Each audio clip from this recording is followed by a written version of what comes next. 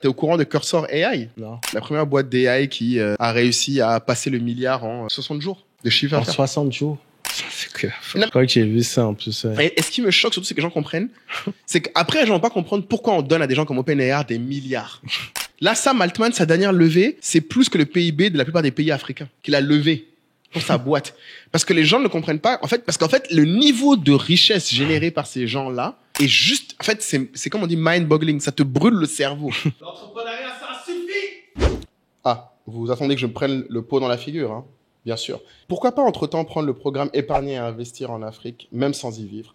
Et je vais vous dire pourquoi. Parce que c'est vrai que on est un peu fatigant à toujours parler d'entrepreneuriat et que trop de gens voient l'entrepreneuriat comme la seule façon en Afrique d'avoir de l'impact. Alors qu'en réalité, même sans vivre en Afrique, vous pouvez aider l'Afrique à se développer en investissant votre épargne.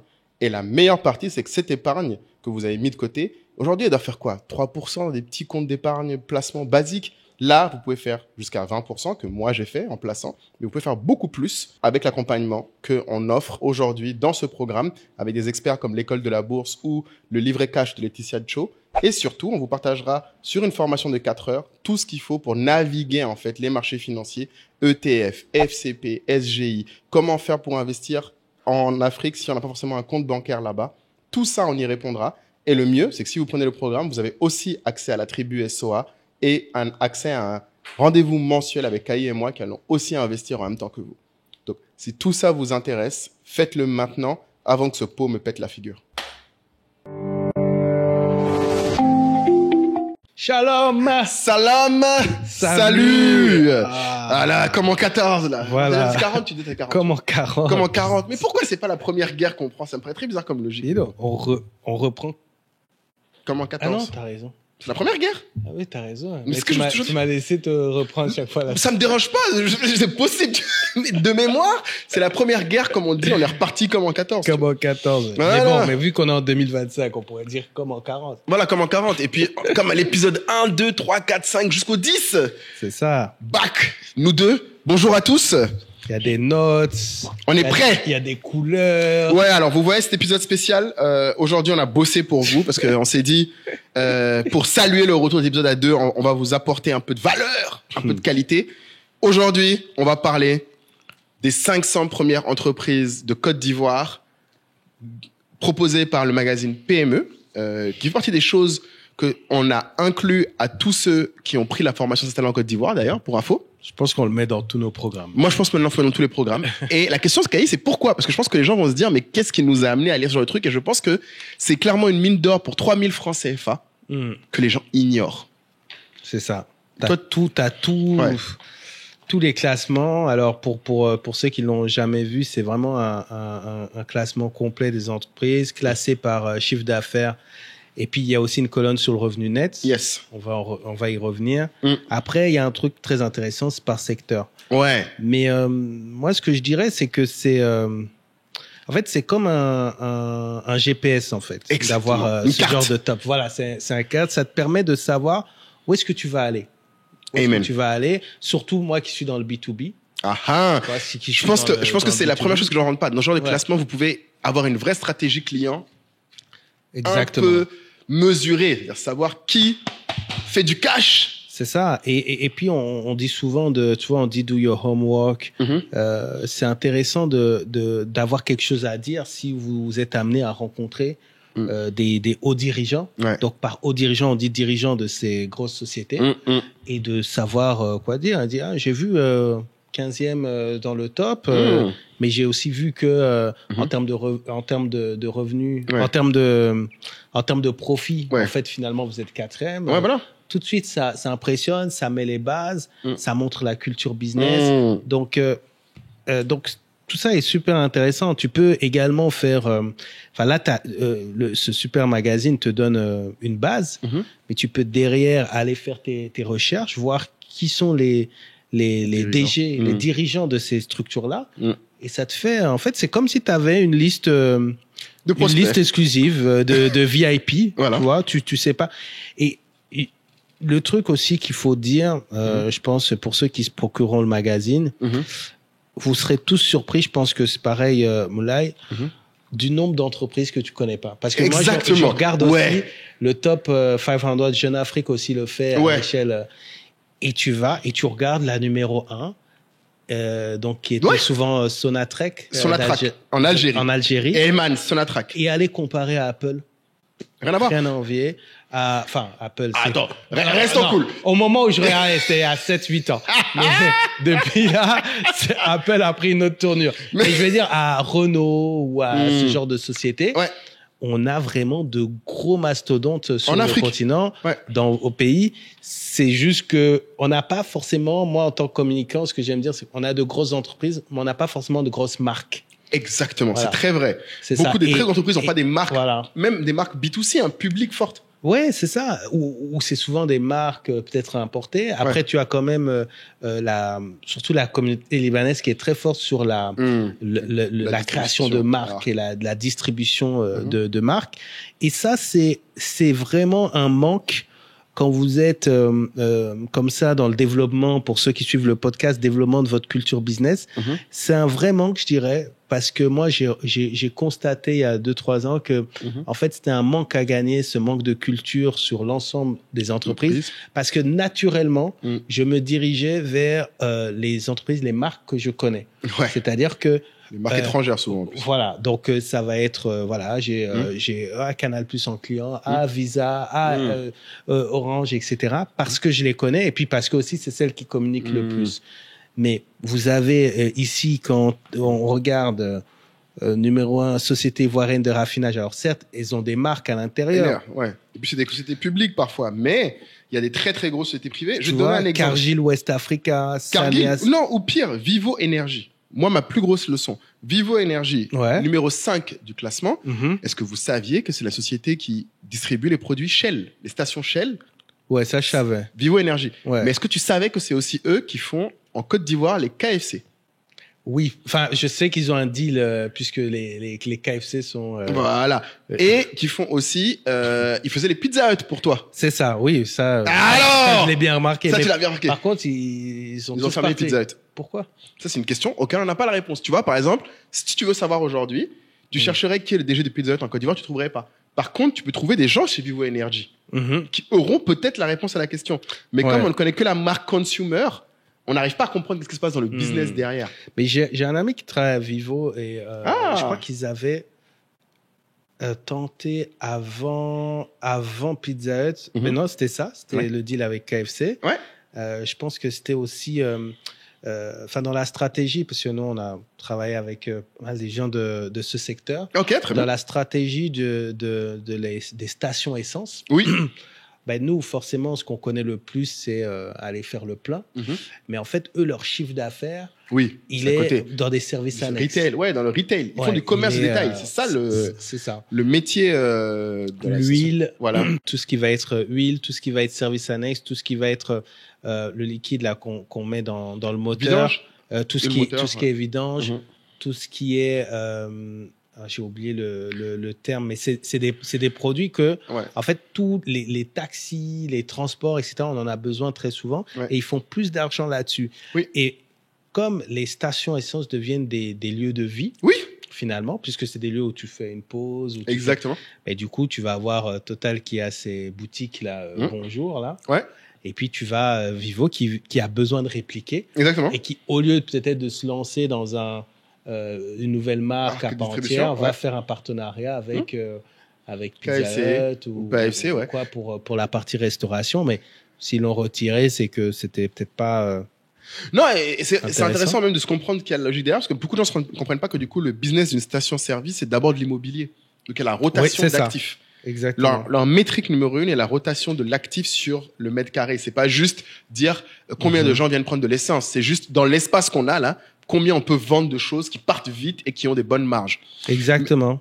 Et c'est ça qui est l'autre point. D'ailleurs, Dabali Express est aussi dans une station. Et station aussi. Eux, ils sont avec Pétro-Ivoire, je crois d'ailleurs. Je crois qu'eux, ils sont avec Pétro-Ivoire. Donc vraiment, par exemple, quelqu'un qui fait de la restauration doit comprendre ça parce que ça peut être une avenue de développement. Exactement. Et plutôt que d'aller un loyer, un patrimoine beaucoup plus léger. Exactement. Donc vous allez peut-être faire du revenu sharing. Je sais pas comment ça se passe. C'est le lubrifiant qui est très vendu. Lubrifiant, c'est ça que t'as raison. Ça, c'est vraiment l'élément. Et si vous allez regarder Bon, d'ailleurs, on n'a pas choisi au hasard. On en parle parce que toutes ces sociétés sont dans le top 5. Ouais. Mais on parle beaucoup de bourse de BRVM. Ouais. Si tu vas voir l'action de Total Energy, c'est juste ouf. Et c'est surtout le lubrifiant, en fait. Ouais. Total Energy, qui est la deuxième société du top 500. Avec 573 milliards. Mais un truc qui m'intéresse quand même... Et juste pour faire rire, c'est que parfois, quand on discute avec... des clients, mais leur côté administratif, finance, etc. C'est trop marrant parce que parfois, ils se trompent et ils disent « C'est bien Total Experience, hein ?» I wish. I wish. La filiale marketing de Total. De chiffres, ce serait pas mal. Ce serait pas mal. Total Experience. Mais c'est pas mal, ça. Total Recall, le film, tu connais. Non, mais c'est intéressant parce que tu sais, tout à l'heure, tu apprenais un truc aussi. Je veux aussi mettre en avant deux choses quand on parle de ce classement pour ceux qui nous écoutent. Même si vous n'êtes pas un entrepreneur, c'est important, surtout, par exemple, si vous voulez chercher un jour du taf en Afrique.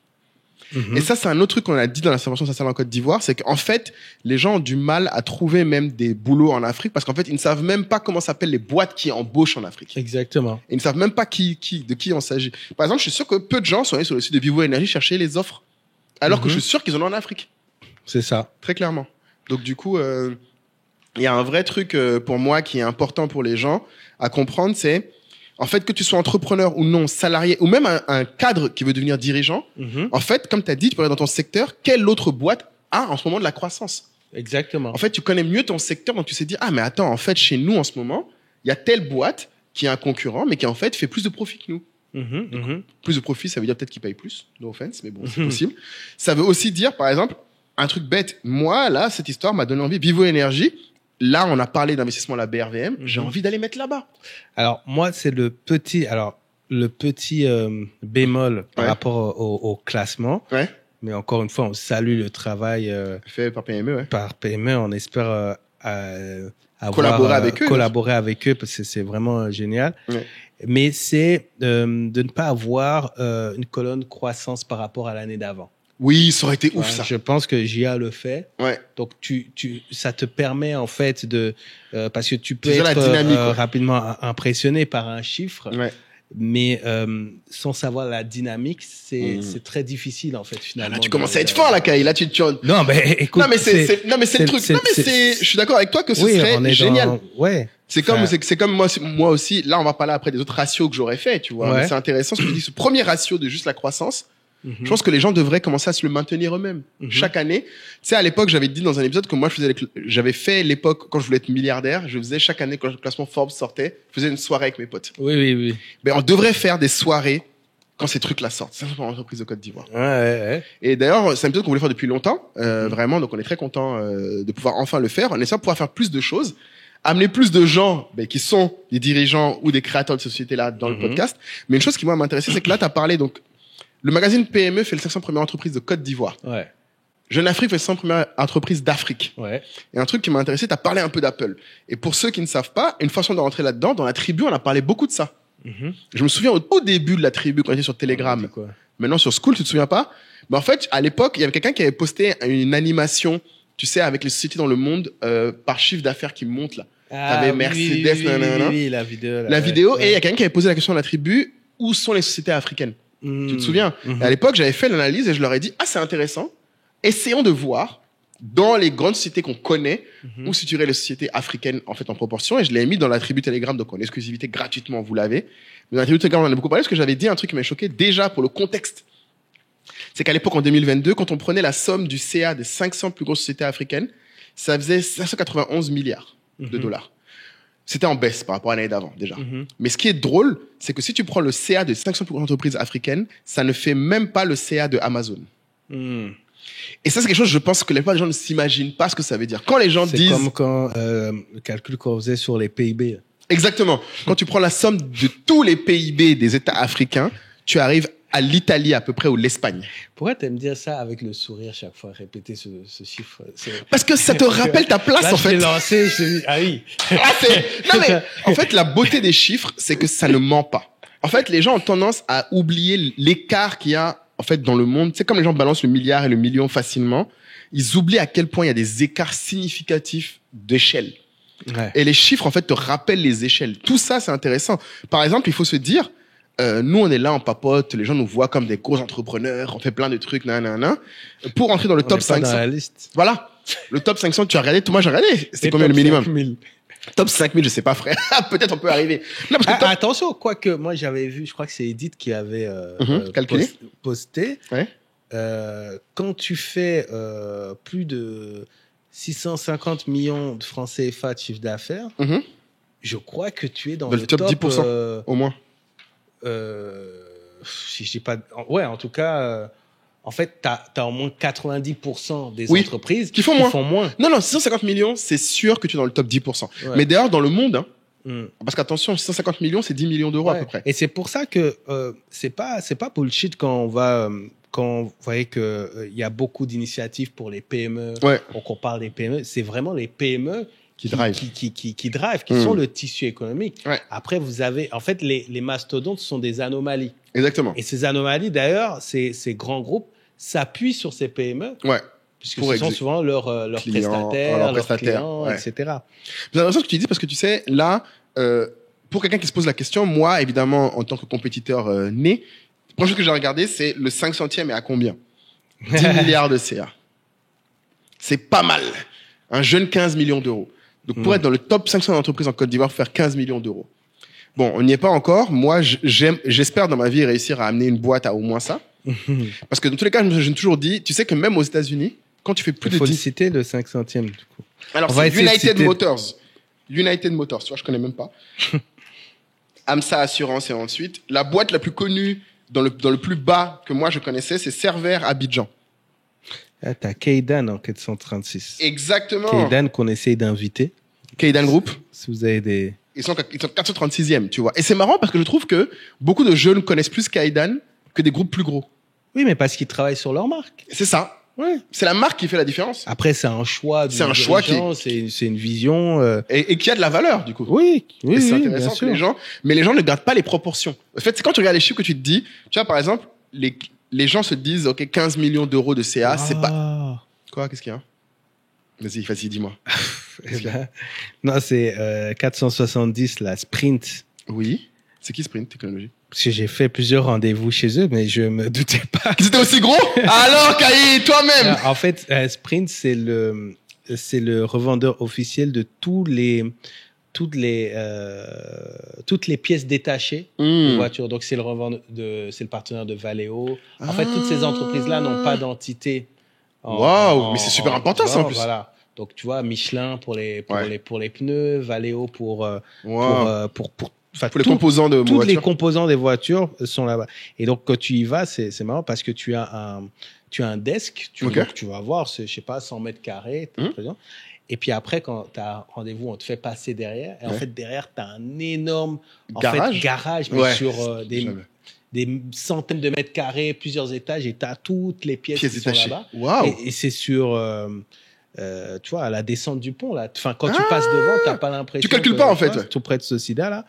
Mais, non, il y a des entreprises comme ça. Mais tu vois, ça, c'est passionnant. Par exemple, quelqu'un qui demain est en Europe, qui travaille dans l'automobile, il devrait connaître Sprint. Mais lui, il va se dire, il n'y a pas Valeo. Il n'y a pas Valeo. Ou il va se dire, il n'y a que CFAO, qui est très connu, tu vois. Mais en fait, il y a Sprint Technologies, par exemple. Exactement. Et c'est ça qui est, je pense, la grosse valeur de ce genre de truc. Parce que, tu vois, là, tu m'as donné presque envie de faire des soirées quiz.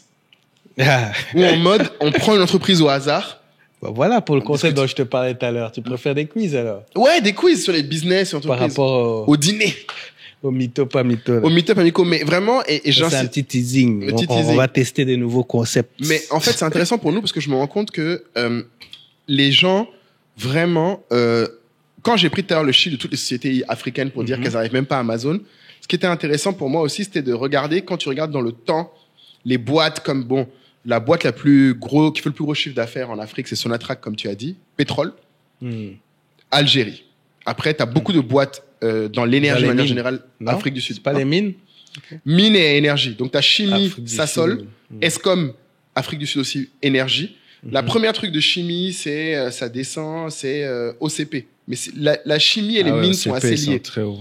En général, d'ailleurs. OCP, c'est Maroc, je crois. Ouais, exactement. Ouais. Qui ont une filiale en Côte d'Ivoire. Ouais. Si. Que je pense qu'aussi peu de gens connaissent, tu vois. Oui, c'est vrai. Et c'est pour moi, c'est tous ces trucs-là, en fait, que tout le monde devrait connaître parce qu'en fait, c'est, moi, un truc qui m'avait fait rire, c'est que par exemple, tu vois, d'un côté Cement, dont tout le monde parle, tout le monde rigole. En 2022, ils avaient fait 3 milliards de profits. Il faut que les gens comprennent. 3 milliards de profits, ça veut dire qu'ils faisaient moins de profits que Shopify. Moins de chiffre d'affaires que Shopify. Ils faisaient à peu près le même chiffre d'affaires que Airbnb. Et ils font 12 fois moins de chiffre d'affaires que le numéro 1 mondial dans le ciment. D'un côté, fait 12 fois moins de chiffre d'affaires que la CNBM, qui est le numéro 1 mondial du chinois du ciment. Et ils font 4 fois moins que le numéro 10 mondial, qui est indien. Donc c'est pour dire que même d'un côté Cement, à l'échelle mondiale, il y a encore du chemin pour être dans le top 10 même. Ouais, mais parfois... C'est pour ça que faut qu'on revienne sur le débat de... qu'est-ce qui nous fait dire qu'une entreprise est grosse ou pas? Ouais. Sur quoi on base la taille? Exactement. Bon, ici, effectivement, c'est un classement chiffre d'affaires. On a un peu évoqué le profit, mais on pourrait prendre d'autres benchmarks et d'autres éléments. Je suis volontaire, mais avant qu'on finisse juste, parce que le truc c'est que moi ce que je vois, il y a au moins 3 indicateurs. Tu me diras ce que toi tu penses.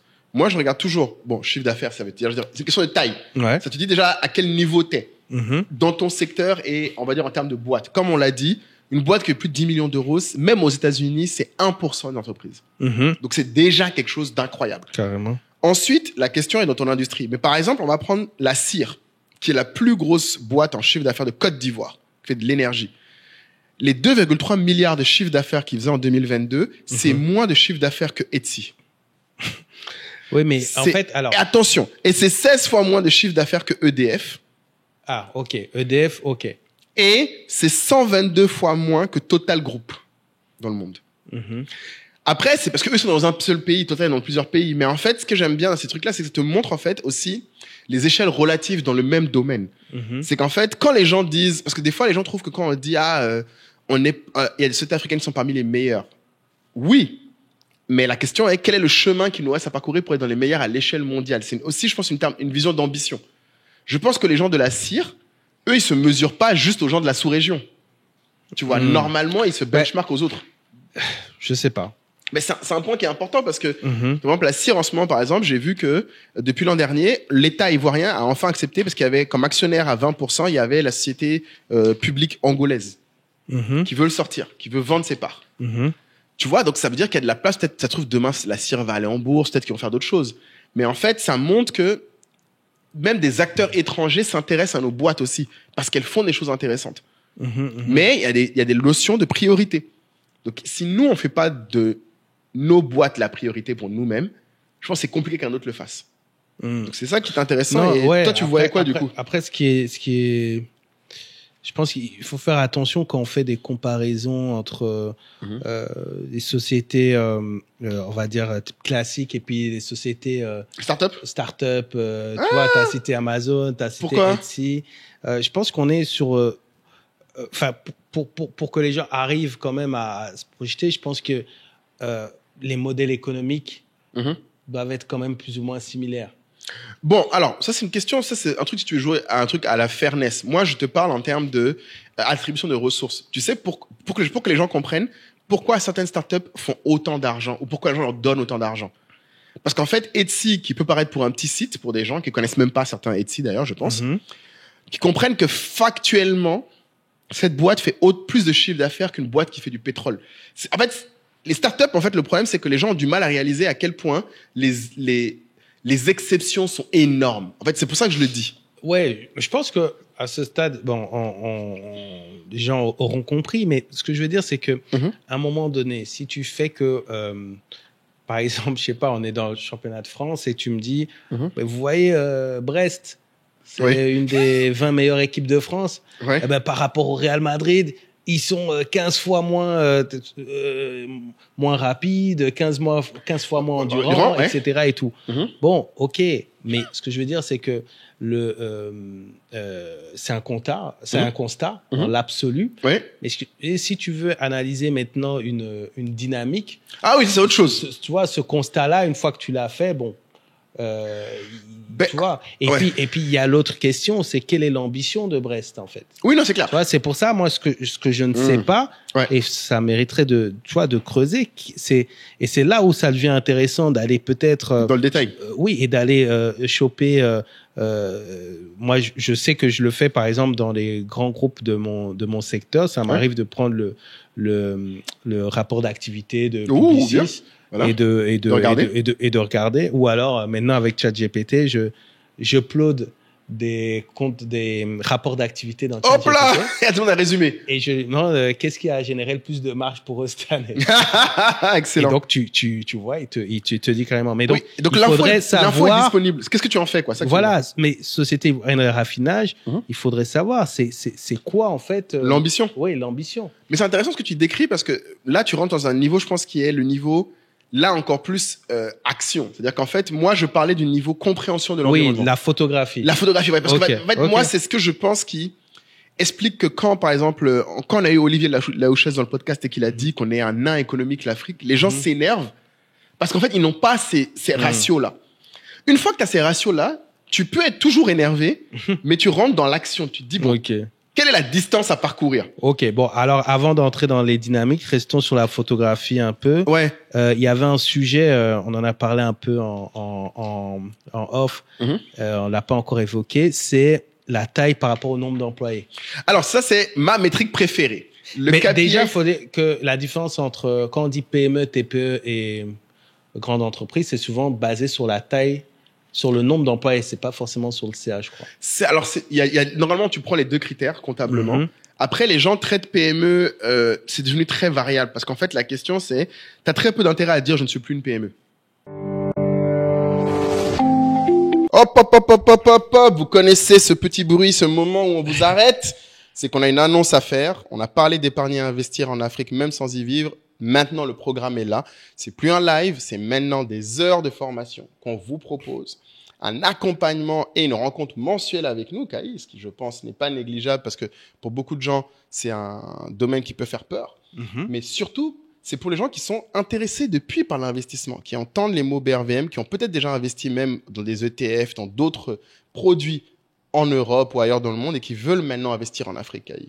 Exactement. Et pour tous ceux qui ont peur ou qui sont dans leur coin et qui savent pas exactement de quoi il s'agit, sachez que nous, ce n'est pas séparé. Et d'ailleurs, nous-mêmes, on est à ce niveau-là. Exactement. On s'est beaucoup renseigné avant d'aborder ce sujet puisque vous le demandiez souvent. Et d'ailleurs, pour le programme, on se fait accompagner avec l'école de la bourse, avec le livret de Laetitia. On sera en fait plusieurs professionnels pour accompagner, pour avoir les bons contacts, pour vous faciliter aussi les choses parce qu'on sait que certains d'entre vous trouvent un peu l'administratif un peu lent, etc. Lent, dur. On parlera de tout ça, mais surtout on sera ensemble. Moi, je pense que c'est vraiment ça l'occasion d'avoir une communauté de personnes qui, comme vous, souhaitent en fait aller plus loin, souhaitent avoir un impact sur les entreprises africaines. C'est l'occasion de réaliser ce projet ensemble. Exactement. Et surtout, comme Kyle l'a évoqué, il y a un point important. Toutes les petites tracasseries, est-ce qu'il faut que j'ai un compte bancaire en Côte d'Ivoire avant ou pas, que vous soyez basé en Afrique ou pas, toutes les questions que vous vous posez, on pourra l'adresser ensemble, en communauté, et on pourra agir ensemble. On ouvrira nos comptes ensemble, titres, épargne, tout ce qu'il faut, FCP, BRVM, on va le faire ensemble, étape par étape, si vous prenez le programme maintenant, parce qu'il sera potentiellement toujours là, mais il sera beaucoup plus cher, parce qu'il y aura des codes promo, pour ceux qui sont les plus attentifs dans les épisodes qui vont suivre. Donc, dès que vous voyez le code, dès que vous le trouvez, des fois il est en description, prenez-le maintenant, passez à l'action. Exactement, parce que si vous étiez déjà intéressé, maintenant c'est le moment d'exécuter. Et pour ceux qui sont pas encore dans la tribu et qui hésitent depuis longtemps, sachez que cette fois, le programme vous donne accès à la communauté, à la tribu. Un an. Donc, c'est tout bénef. Donc, c'est fini les histoires sur acheter absolument des actions Apple, tout ça. Exactement.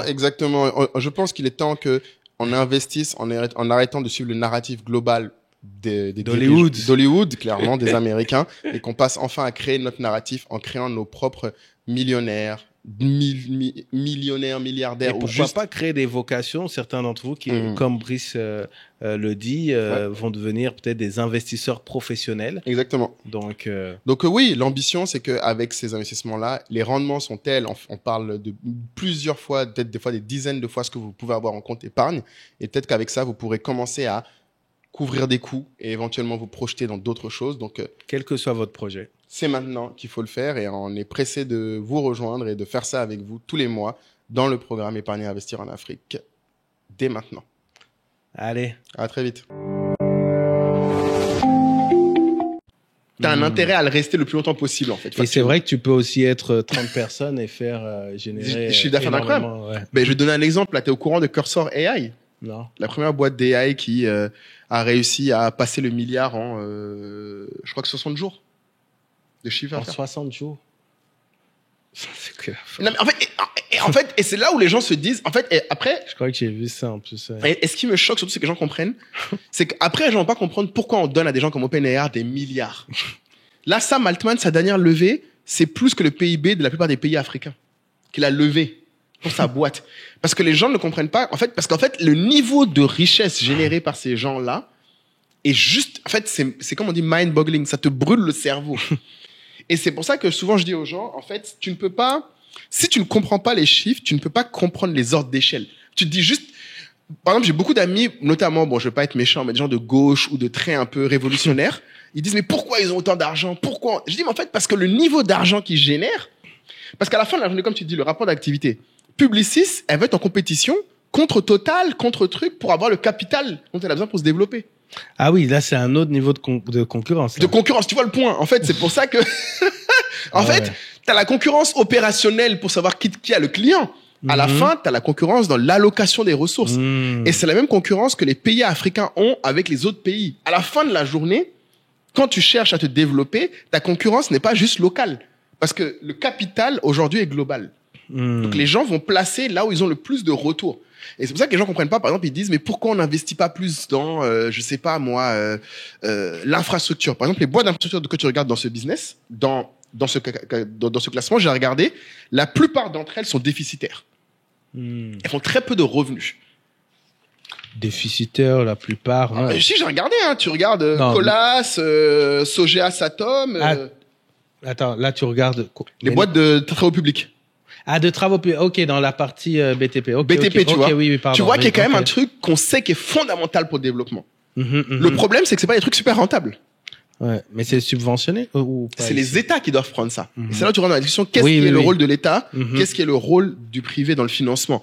Mais le problème, c'est que même les États, ils se financent où? Sur les marchés privés. Donc même eux, il faut qu'à un moment, ils rendent des comptes sur tout ça. Donc en fait, c'est un peu, le capital est, malheureusement, dans un monde capitaliste, c'est totalistique de le dire, mais dans le capitalisme, c'est le capital qui fait l'arbitre. À la fin. Ouais, bon, attends, ils sont pas, ça va. Non, PFO est pas à plaindre. PFO est une très belle exception. Non, mais t'en as 2 sur 10 qui sont déficitaires. Oui, mais ce que je veux dire, c'est que quand tu regardes. Mais après, c'est pas des rentable. profits. Leurs taux de rentabilité sont quasiment tous en dessous de 20%. Oui, mais quand tu dis c'est pas rentable, les gens pensent que tu parles de moins de 0. Non. Attends, pas rentable dans le sens d'un investissement en ROI, pas rentable non, en mais termes faut de le profit. préciser. Ouais, c'est vrai. Parce que t'as la rentabilité Toi, en termes de profit. Tu considères que quand le résultat est moins de 20%, tu te dis que pour l'investisseur, voilà. Si tu mets ta casquette d'investisseur, tu trouves pas ça rentable. Parce que mais ça veut pas dire que l'entreprise perd de l'argent. Non, ça veut juste dire que pour l'investisseur, les probabilités que les retours générés par l'activité sous forme de dividendes soient suffisantes pour amortir son investissement. C'est ça. Et d'ailleurs, c'est un truc que moi, j'aurais aimé mettre. D'ailleurs, vous nous direz si vous voulez qu'on le fasse. Mais moi, j'ai l'intention, là, pour notre programme Investir et Épargner, de noter toutes ces boîtes-là, lesquelles sont à la BRVM. Parce qu'en fait, c'est un truc aussi, c'est dommage. Je trouve, comme tu as dit, ils ont mis la croissance. Moi, j'aurais aimé voir lesquelles sont à la BRVM, lesquelles tu peux, toi.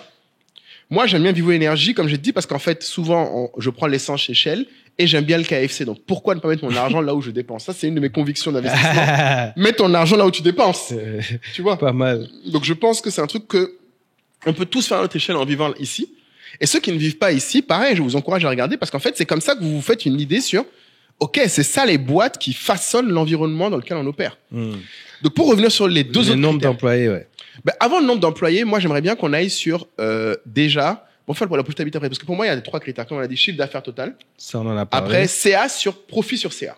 Ouais. Le taux de rentabilité. Donc, on a touché un peu, qui est quand même un gros sujet pour juger une boîte. Et même de manière générale, c'est encore le truc que les gens utilisent intersecteur. Pour te dire à quel point tu es une boîte profitable. Mais de toute façon, la première question qu'on doit se poser quand on analyse, ou en tout cas on se renseigne sur une entreprise, c'est est-ce que cette entreprise crée de la richesse? Exactement. Après, seulement, on va regarder comment est-ce qu'elle est financée, est-ce qu'elle a l'investissement. Et puis après, tu vas regarder est-ce qu'elle a du cash, est-ce qu'elle a la trésorerie. Mais déjà, est-ce qu'elle crée de la richesse? C'est ça. Et c'est là... C'est là ça devient dur. Après, moi, personnellement, je suis pas un grand fan, personnellement, du ratio résultat sur chiffre d'affaires. Je t'explique pourquoi. Parce que c'est un ratio qui, dans la gestion de l'entreprise, a des intérêts négatifs, a des conflits d'intérêts. Dans le sens où, comme tes impôts sont indexés sur ton profit... Tu parles de résultat net. De résultat net. D'accord. La plupart des boîtes ont des incentives pour le faire descendre, le résultat net. Exactement. 1. Et 2, dès que tu rentres dans une logique de groupe, ça ne veut plus rien dire le résultat net à l'intérieur d'un pays. Et puis, je rajouterais que dans le résultat net, il peut être très biaisé par le niveau de charges financières que tu as. D'endettement. Et c'est pas parce que tu as des charges financières élevées que tu performes pas. Exactement. Donc, en fait, c'est le taux de marge brut. Brut, voilà. Donc, c'est là où ça devient... Moi, c'est vraiment le business dont je suis... Enfin, l'indicateur dont je suis le moins fan. Ouais, le BE, mais le BE est rarement communiqué, tu vois. Non, c'est pas communiqué, mais pourtant, alors je sais pas dans les startups, non, du coup ça peut pas être le cas chez vous, mais nous dans les PME de service, la grosse margine on regarde. La valorisation va être un multiple de l'excédent brut d'exploitation. C'est intéressant que les gens le sachent. Quand tu fais une boîte de service, ça va être une d'exploitation qu'on va exactement multiplier. Et selon le secteur, par exemple dans la com, on va dire on va prendre le BE et on va multiplier par 7 et voici ce qu'on est prêt à vous proposer. Pour la boîte, Voilà, pour la boîte. Donc, en fait, donc, pour que les gens comprennent, le BE, c'est vraiment la performance de l'activité. C'est la performance de l'activité. Hors charge. Voilà, hors charge financière. Ça veut dire qu'une fois que vous avez ces sous, c'est vrai que derrière, vous devez payer les impôts, vous devez payer peut-être des dettes ou des intérêts, etc. Mais le repreneur va pas regarder ça dans un premier temps. Il va regarder vraiment ce que l'activité génère. Les gens appellent ça, alors les Américains aiment bien utiliser EBITDA comme paradigme, mais l'EBITDA est un peu plus comptable, un peu plus facturable que le BE qui est très comptablement, comme c'est les French Gap, c'est plus solide que l'EBITDA ou entre les amortissements, les trucs comme ça, tu peux faire plein de trucs saloperies avec. Et peut-être parenthèse pour préciser qu'on a prévu de faire un épisode uniquement spécial profit. Si vous le voulez, demandez-le. J'ai pas le livre. Il n'a pas le livre Profit First, il est où là? Ah, c'est dommage. Tu sais que tu l'as lu, c'est que c'est bien ce que tu es dedans. Mais c'est intéressant pour tous ceux, par exemple là, c'est typiquement, si les gens qui nous écoutent sont des gens qui sont des dirigeants de PME ou qui demain se posent la question TPE et disent un jour je veux vendre ma boîte. C'est ces trucs-là que vous devez commencer à regarder maintenant. Parce que ce que Kai vient de vous dire, qui sont vos multiples, il faut les connecter maintenant, parce que c'est ça qui détermine quels sont les niveaux de chiffre d'affaires, de rentabilité que vous devez avoir pour espérer un jour sortir de votre boîte, ou en tout cas monétiser. Après, vous pouvez toujours... y aller au talent. Viser la BRVM. Non, mais ça, c'est l'étape d'après. En fait, je veux dire, c'est que la première étape pour moi, et c'est vrai que c'est un truc je pense qu'on le dit très peu aux entrepreneurs, et si vous avez un ami qui est entrepreneur, qui opère en Afrique, envoyez-lui cet épisode pour que vraiment il se rende compte que en fait, pour moi, c'est vraiment ça qu'on appelle les North Stars. Si tu ne sais pas où tu vas, tu ne peux pas décider. En fait, bien sûr, il y a le début, tu survis. Une fois que ta boîte sort de la survie et que tu rentres dans la planification et que tu veux te planifier un futur avec ta boîte, c'est là où tu dois passer l'essentiel de ton temps. Exactement. Et d'ailleurs, c'est souvent là où ce qui est marrant, c'est quand tu as dit, Kai, quand tu rencontres les gens de ces grandes boîtes-là, c'est là où ils passent l'essentiel de leur temps, dans ces discussions-là. Donc, quand tu peux en parler avec eux, tu as immédiatement un lien qui est incomparable avec quelqu'un qui va juste venir leur parler, je sais pas, de la dernière buzz sur les réseaux sociaux par rapport à leur prix dans les supermarchés. Tu as des trucs bêtes. Ouais, non, c'est clair. C'est pas le sujet, tu vois. Alors que très peu de gens font ça. Mais par contre, un indicateur pour moi qui est aussi bien, donc on parle très peu, qui est un indicateur préféré pour évaluer les boîtes, c'est le fameux KPI chiffre d'affaires par nombre d'employés. Chiffre d'affaires par nombre d'employés. Celui-là, j'ai même tu vois, j'ai un petit fichier, moi, avec des benchmarks. Toutes les boîtes que je suis le benchmark. Moi, j'en connais un. Ouais, vas-y. Parce que j'ai regardé récemment, c'est Accenture. Ah, Accenture et à combien? À 200 000 euros par employé. Voilà, c'est très bon. Ça, c'est pour moi, énorme. c'est la barre. Ça, c'est énorme. 200 000, c'est énorme déjà. Parce que, alors, je sais pas si toi, tu peux communiquer le tien, mais pour que les gens se rendent compte, moi, je sais que, par exemple, nous, aujourd'hui, on est à 76 000 euros par employé. Oh, on est en dessous. Voilà. 76 000 euros en employé. Ça peut paraître quand on le dit comme ça. Alors, pour que les gens comprennent un peu à quel point c'est quelque chose. Je vais vous donner un exemple. La CIR, qui est la fameuse boîte dont on parlait tout à l'heure, tu sais que la boîte qui fait le plus de chiffre d'affaires en Côte d'Ivoire, tu sais qu'ils n'ont que 600 employés. Que 600. Ils font 6,7 millions d'euros par employé. Ah ouais. C'est fantastique. Et pour vous donner un ordre d'idée, pour le coup, Apple, qui est l'une des boîtes les plus profitables au monde, fait 2,3 millions par employé. Donc, ça veut dire qu'ils font 3 fois. Donc, je veux dire, il y a quand même des choses, si tu es le dirigeant de la CIR, tu peux quand même être fier de toi. En fait, il y a quand même des trucs où, même sur des critères objectifs d'entrepreneuriat, ta boîte est une belle boîte. Après, les plus sceptiques vont dire oui, mais il y a des intérimaires, oui, mais il y a... Ben, j'ai regardé les emplois indirects, même si tu triplais, ils seront toujours au-dessus d'Apple. Enfin, c'est pour te dire la marge. Et ce que les gens ne comprennent pas, et surtout ce que moi j'aime bien, c'est rappeler, tu vois, par exemple, d'autres exemples. Prenons des boîtes plus communes. On va prendre, t'as parlé d'Accenture, moi j'ai regardé Price, qui est mon ancienne boîte.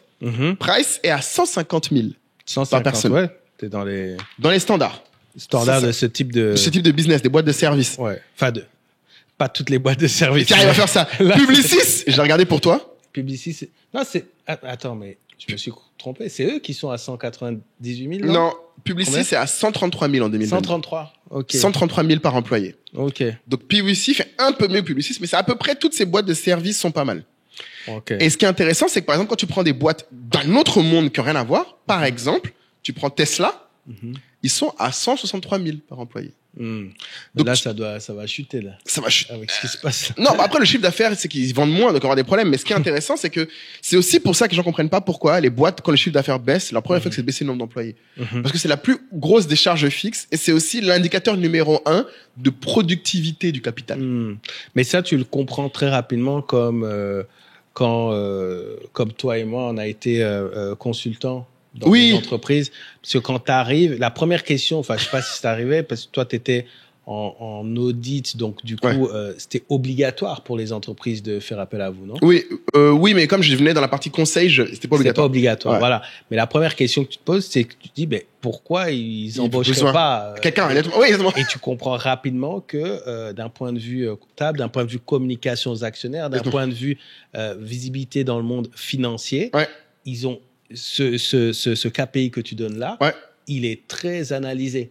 Donc, ils veulent pas passer pour l'entreprise qui a performé avec énormément d'employés à charge. Donc, ils vont aller sur du consulting. Et en plus, c'est des charges OPEX que tu peux dire qui sont pas reconductibles. Exactement. Et tu diras que ça n'affecte pas durablement ta performance. C'est ça. Que tu peux arrêter aussi à tout moment si tu as une problème. Bon, après, même une PME, dans l'épisode qu'on a fait l'autre jour avec Malik, j'espère que vous l'avez regardé, il est vraiment bien. C'est un épisode, je pense, qui était aussi intéressant parce que t'expliquais justement aussi que oui, les consultants, même une PME, ça peut t'aider à ça. Si tu as un besoin ponctuel de structuration, plutôt que de payer un employé qu'il va falloir que tu gardes après alors que tu as besoin forcément de lui pour structurer tout, tu payes un consultant qui a plus d'expertise, plus d'objectivité, plus cadré. En plus, tu peux lui dire, je viens pour résoudre ce problème. C'est ça. Et quand c'est réglé, salut, au revoir. Et qui a plus une obligation de résultat que de moyens. Qu'un employé a. Exactement. Quand un employé ou quand un consultant a une obligation de moyens, ça veut dire qu'en fait, tout ce qu'on lui demande, c'est d'être là, d'être présent. Alors que quand tu as une obligation de résultat, tu as un objectif très précis, en fait. Tu as un KPI très précis. Et donc, ça détermine si on va te payer ou pas. Exactement. Non, mais c'est super important que les gens vraiment intègrent cette notion de consulting comme étant un paramètre. Donc, le nombre d'employés joue beaucoup dans l'évaluation de ta boîte. Et tu peux le faire à tous les niveaux. Quand vous êtes 5 employés, quand vous êtes 5000. C'est un indicateur. Et d'ailleurs, moi, ce que je recommande aux gens, si moi, j'avais su plutôt ça, je sais pas si je referais une boîte un jour, mais en tout cas, même dans cette boîte, mon but, c'est d'arriver aux 200 000. Parce qu'en fait, c'est aussi un indicateur de succès énorme. Parce qu'après, en fait, en termes d'options aussi, t'as tellement plus d'options.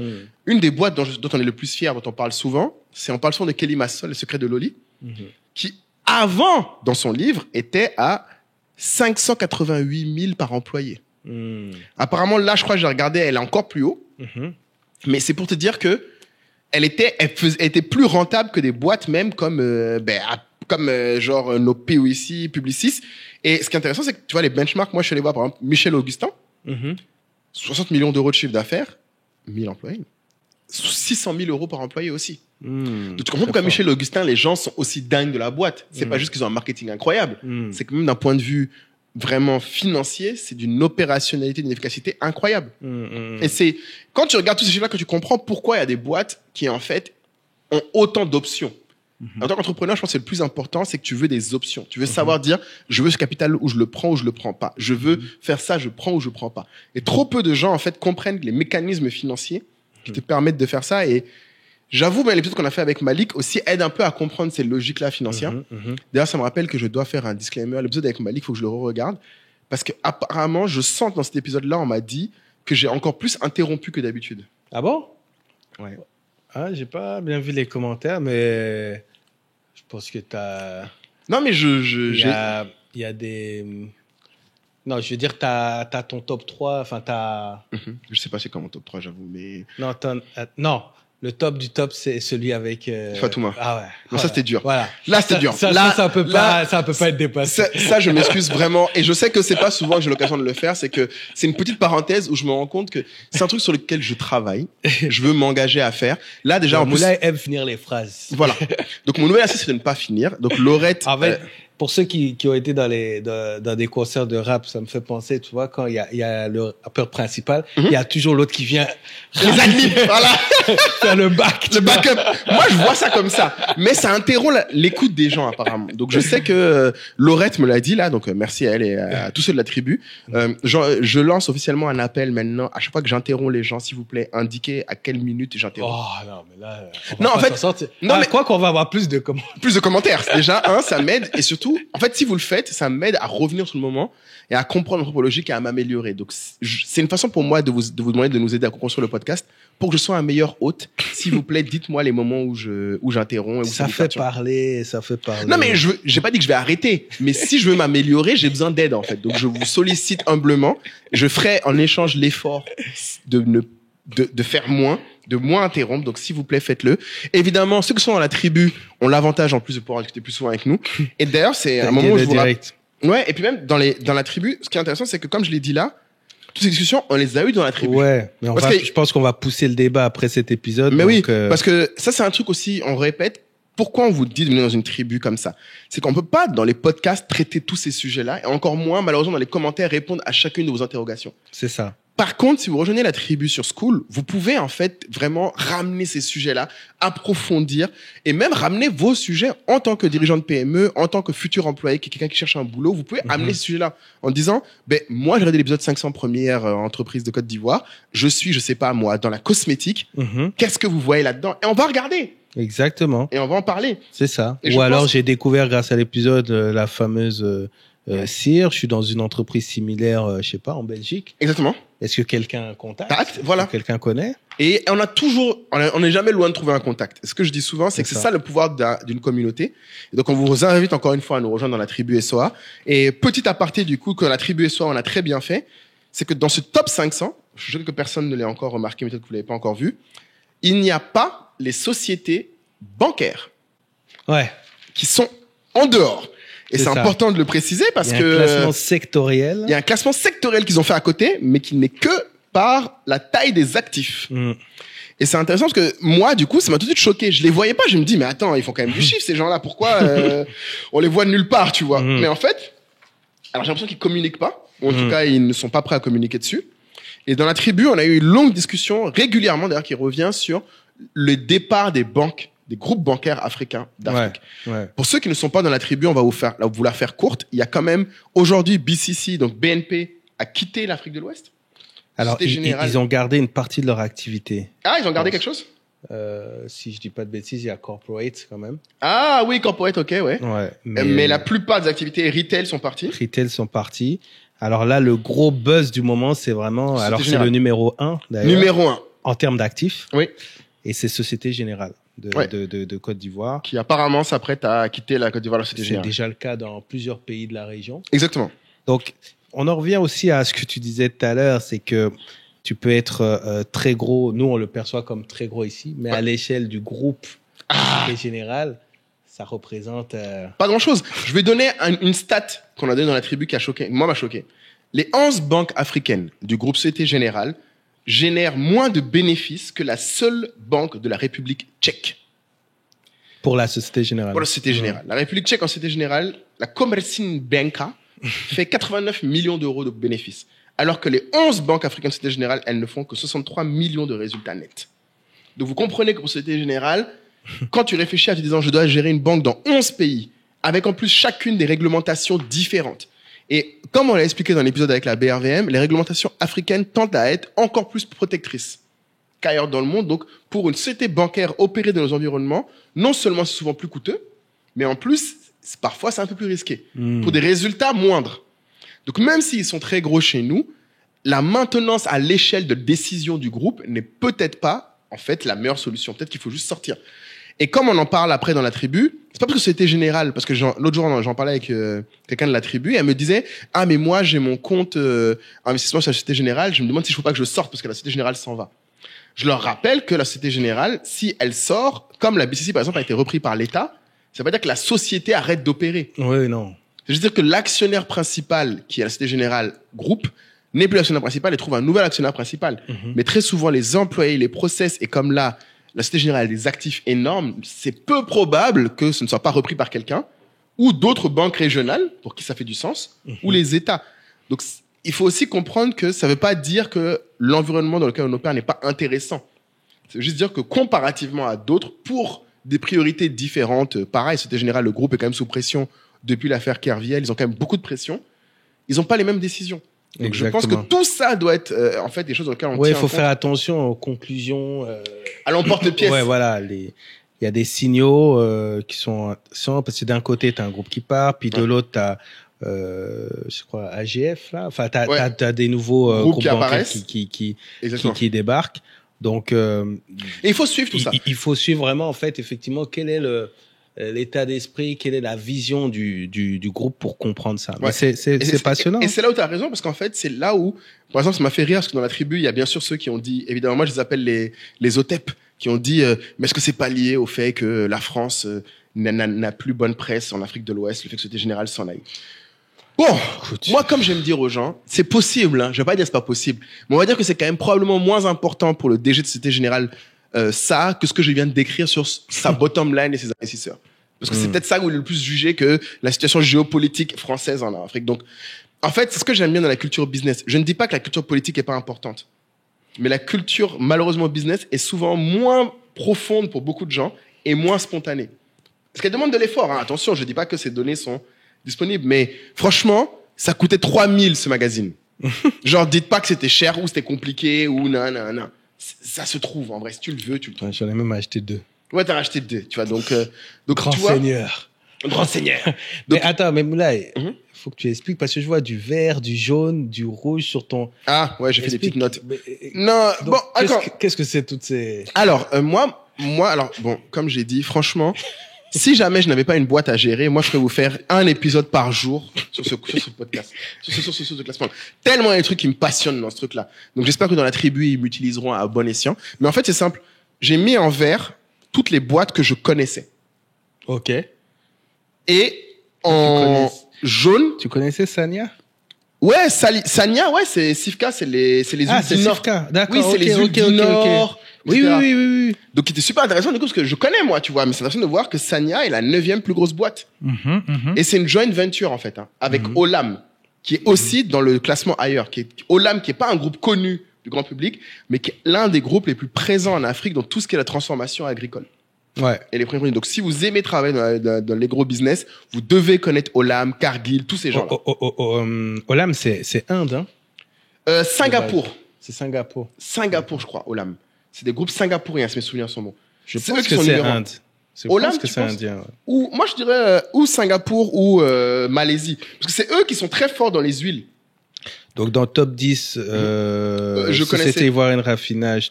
Évidemment, j'étais choqué par... Total Énergie, tu connais. Ouais. Orange Côte d'Ivoire. Vraiment, il faut qu'on en parle quand même, parce que Orange Côte d'Ivoire. Top 3. Quand tu vois 21% de profitable, de résultats nets par rapport au CA, il faut quand même saluer, hein. Putain, ça bosse, hein.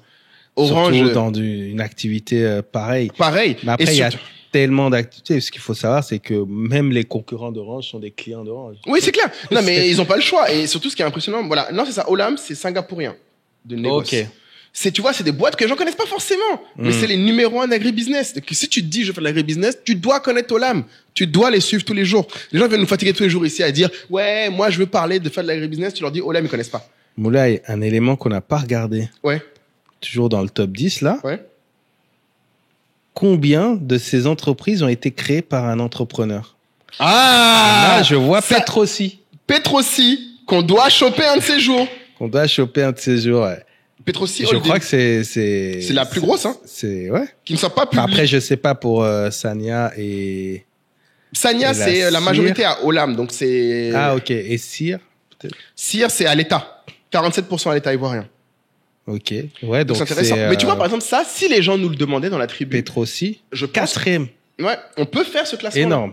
Tu vois, Kaï, tu vois, toi-même, tu dis ça, hein. Mais je sens l'homme de médias en toi, là. T'as envie Ah de- Combien a été créé par l'entrepreneur? Ce serait pas mal, ça, non? oui, mais après, ouais, faut creuser. Faut creuser. Mais moi, je te disais, mes soirées avec mes potes, c'était juste ça, hein. Mhm. Donc, c'est ça que je faisais ça. Un autre truc qui m'a intéressé, moi, est-ce que tu savais c'est qui? Société de distribution de toute marchandise en Côte d'Ivoire. C'est le premier jaune chez moi.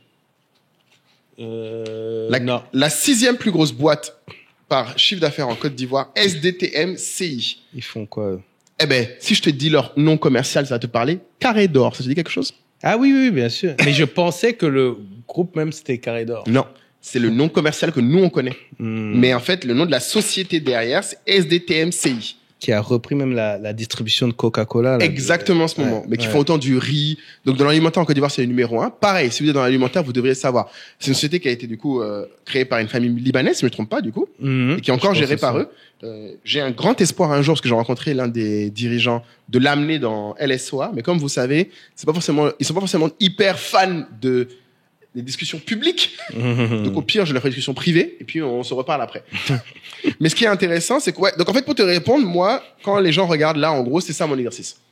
Tu vois, j'ai Donc, commencé. vert, tu connais. Vert, je connais. Jaune, c'est quoi? Jaune, c'est quelque chose que je ne connais pas, mais que je pense que je devrais. Je donne un exemple. C'est ça. Mais basé sur quoi? Par exemple, Ivoirienne de distribution. Je Ouais. ne connais pas. Mhm. C'est la 12e plus grosse boîte. Moi, je suis un gars passionné par le retail, la distribution. Parce que c'est ça, mon métier, en fait. Si tu regardes ce que je fais, c'est le commerce et du retail. Exact. Donc, autant j'aime les pharmacies, autant j'aime les marques de mode. Mais je connais pas ces gens-là. Donc, c'est-à-dire, je ne connais pas les intérêts de Et quand tu distribution de mode. creuses, qu'est-ce qu'ils font? J'ai pas trouvé. Ils disent, j'arrive pas à trouver c'est qui. Ah. Donc, si vous savez qui est la société Ivoirienne de Dites-nous. distribution, qui est 12e au classement et quel est leur produit, mettez-moi ça en J'espère commentaire. qu'on parle pas de gens qui se cachent, hein, parce que là, on est en train... Ah, mais moi... ah, s'ils se cachent avec moi, ils sont mal barrés. Hein. Moi, je suis dans ma recherche profonde. Parenthèse, avant que j'oublie, si vous avez des magazines dans les pays où vous êtes qui ont fait pareil pour Oui, d'autres envoyez, pays, hein. envoyez, hein. Sénégal, Ouais. Congo. Moi, les preneurs peu importe, Cameroun, quoi. moi, je suis chaud. Parce que Ouais. Cameroun, ils ont la réputation justement d'avoir beaucoup d'entrepreneurs locaux dans des grands groupes. Ouais, J'aurais c'est aimé vrai. voir ça sur le Cameroun et faire l'analyse que tu as dit en comparant local par local, entrepreneur par entrepreneur. Ça, pour moi, vous voyez, les gars, ça, c'est des épisodes passionnants. Ça, c'est des lives. Ça, c'est des trucs sur lesquels on devrait te ferrailler pendant des heures. Et c'est pas du clair. Congo, ça, pour une fois. Mais bon. Ouais, c'est du Congo, ça, business. Sérieux? J'aime beaucoup. Mais tu vois, par exemple, voilà. Canadian Natural Resources International. Ah, ça me parle. Enfin, connais non, mais je sais que au Congo, on a beaucoup de marques qui commencent par Canadian. C'est des Canadian Water. Ah ouais? C'est pas un truc. ils Non, vendent c'est pas des dedans? mines.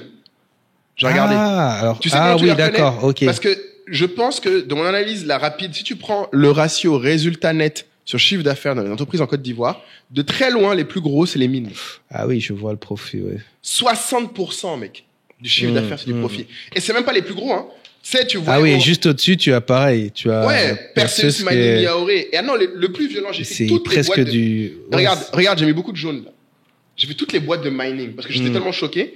La plus grosse des boîtes de mining, ils sont tous autour de 50% de profit. La plus grosse, pour ceux que ça intéresse, c'est une boîte qui fait la mine de Bodinkro.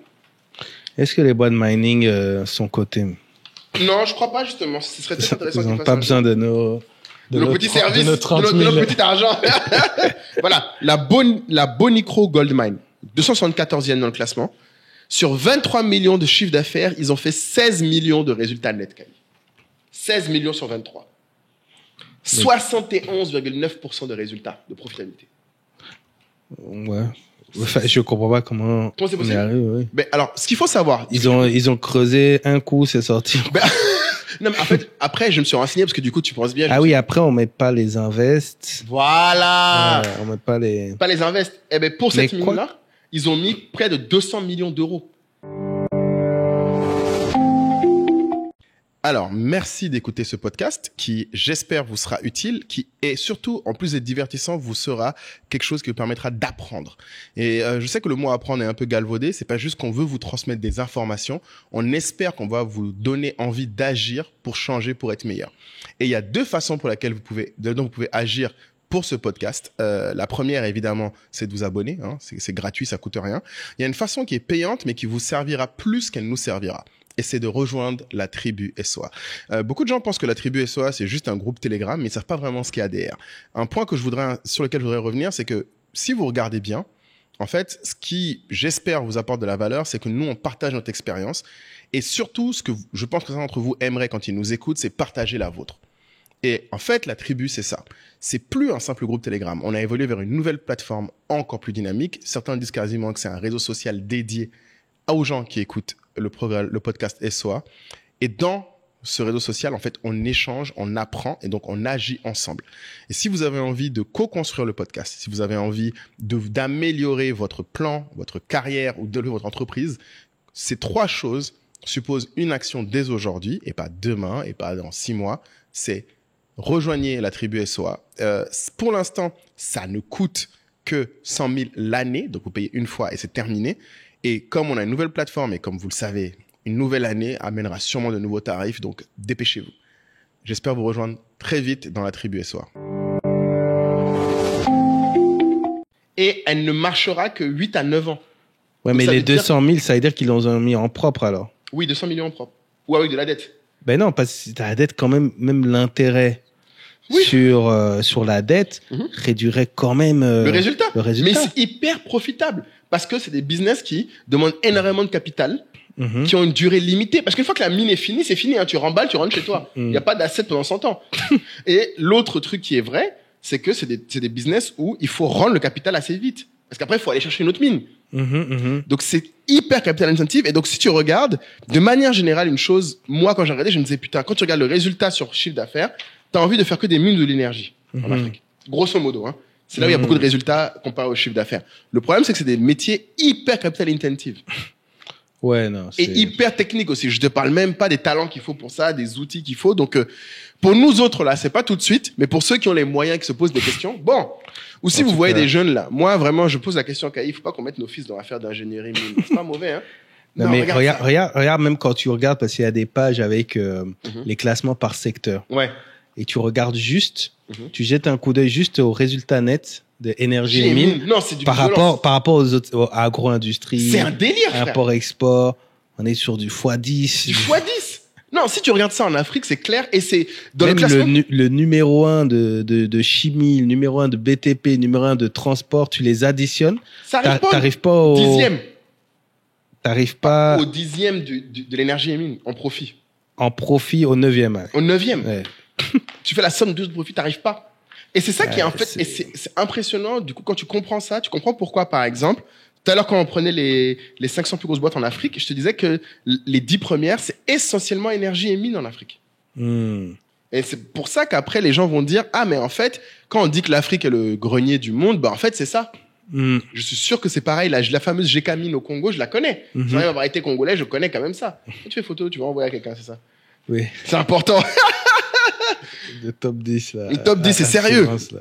Donc non, franchement, si vous suivez... Ouais, mais c'est ça, ouais. Si tu suis le résultat sur chiffre d'affaires... C'est paradoxal parce qu'on est toujours à dire, oui, le grenier, nos terres sont bénies des dieux, etc. Mais on n'a pas les capitaux pour investir. Pour investir et pour faire l'exploitation. Après, c'est là où rentrent tous les sujets habituels de les États. On ne sait pas quels sont les deals. Par exemple, sur ce résultat, est-ce que l'État ivoirien touche quelque chose? Est-ce que l'État ivoirien, au contraire, normalement, les États prennent sur le chiffre d'affaires, donc ils prennent des franchises, des licences qui prennent directement top of bottom line.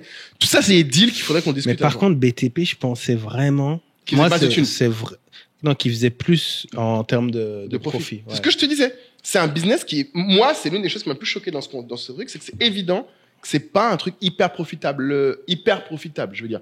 Mais ce qui t'a choqué, c'est de découvrir que c'est pas hyper profitable. Non, j'ai toujours su. Parce que mes amis qui sont dans le BTP sont toujours des gens très bien payés, mais qui ont toujours des projets qui sont très complexes à amortir. C'est connu d'ailleurs que le BTP en Afrique est très connu pour le contrôle de gestion. C'est là où il y a le plus de contrôle des coûts. Ouais, mais tu vois, après, la manière dont, bon, tu me diras après, Youssouf, c'est un cas particulier parce qu'il va calculer même le milligramme de Mais ciment. c'est obligé. Mais Si tu te loupes, c'est game over. Mais tu vois, en fait, moi, mon truc, après, tu me diras, Ouais. voilà, tu te balades en rue, tu vois toutes les constructions Mhm. et tu te dis surtout que Mhm. ils font que refaire des choses qu'ils ont déjà fait. Oui. Donc, tu te dis qu'il y a une certaine mutualisation, une maîtrise. Ah, Et là, compliqué. quand je vois les chiffres, à part, bon, t'as quand même le top 3 PFO, t'as Société multinationale de bitume et travaux bâtiments. Ouais. Mais alors, Portéo, c'est marrant. qui, Tu vois, la SMB, qui nous là. refait la route ici. La SMB, j'ai découvert que la SMB, tu vois, je connaissais pas, je suis allé regarder parce que c'est dans mes jaunes, là. Mhm. C'est une filiale de la CIR. Et elle est cotée à la BRVM, KI. Ah. Ouais, tu vois, hein, donc ça, on peut regarder, tu vois. Mais du coup, la CIR, là, ce qu'ils ont coté, c'est le groupe, alors. Le groupe n'est pas coté.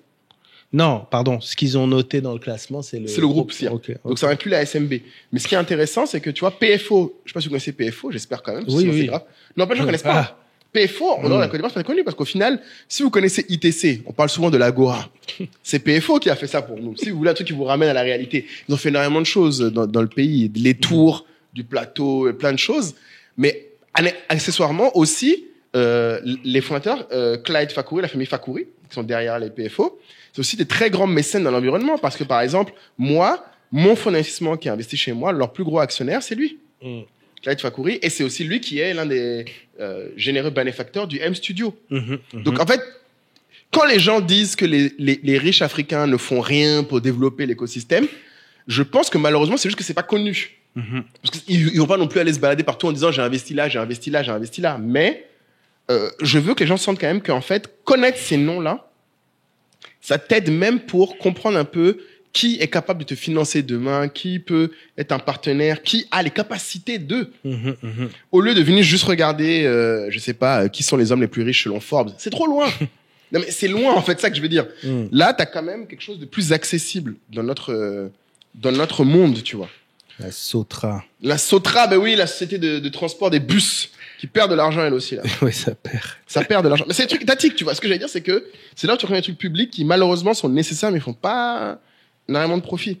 Le port, ça va. Le port, ça va. Donc, tu vois, moi, autre boîte que j'ai regardé, tu vois, Nestlé, je connaissais, mais, je comprends pourquoi Laetitia nous avait dit que c'était l'un des meilleurs deals de la BRVM.